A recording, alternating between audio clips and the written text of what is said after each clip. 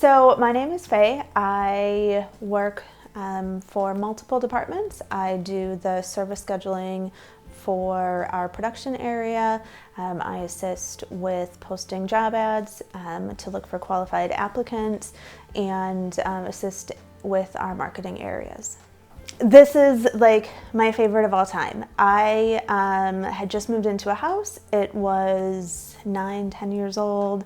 So you think it's the most amazing thing. It's the biggest excitement of your life. And my first winter there, patio door is in the dining room. I'm out there with a hairdryer and a butter knife trying to chisel it open because I have 2 dogs, and honestly I'm too lazy to walk them out the front door to go to the bathroom every time they have to go. The patio door, it's that or nothing. And I could not believe that I spent an entire winter in what I considered to be a brand new house with a hairdryer, which I just later heard don't do because it'll break your glass, but a butter knife just chiseling all of the ice and snow off. So then the following year, I replaced it with our AHT patio door, and it was night and day difference. I never had to chisel, I never had to frost, and I didn't have to get out my hairdryer.